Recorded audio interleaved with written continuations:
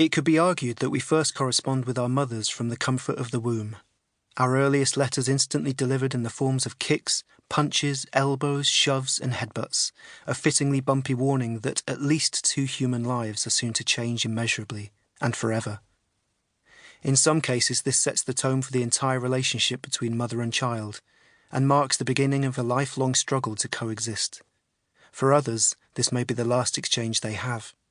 However, for most, this flurry of urgent messages marks the beginning of a connection that will remain throughout the lives of those involved, and in some ways beyond.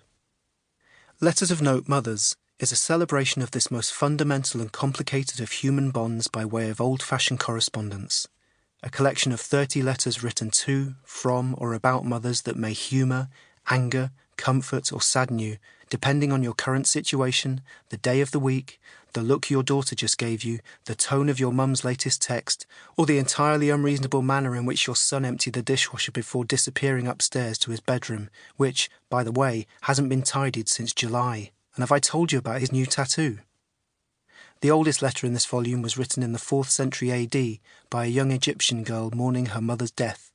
The most recent was sent in 2018 by a young English lady who was inspired by the plot of a movie to write to hers. In the years between, you will find a letter from a disappointed mother sent to an underachieving teenage son who went on to lead his country to victory in World War II.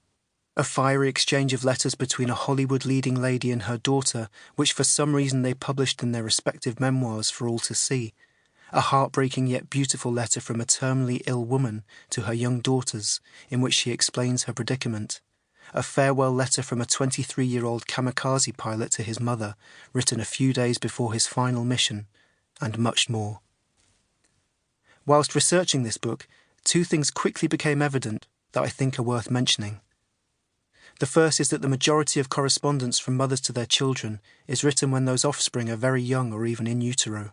Hope-filled, brightly lit letters in which these fresh, unblemished humans are welcomed into the world with words of much-needed advice. But what I also came to realise is that most missives in the opposite direction, from child to mother, are written at the other end of the life cycle, when those parents are nearing the end of their lives or have recently passed away. Farewell letters, often laced with regret at not having communicated enough, at times when it mattered. Put simply, and I apologise for sounding like your mum, let's write more letters to our mothers during the large expanse of time between birth and death, when life really happens. Your mother will appreciate it, and so will the next generation when those action-packed letters are handed down. Now, I need to go. I have a letter to write. Shaun Usher.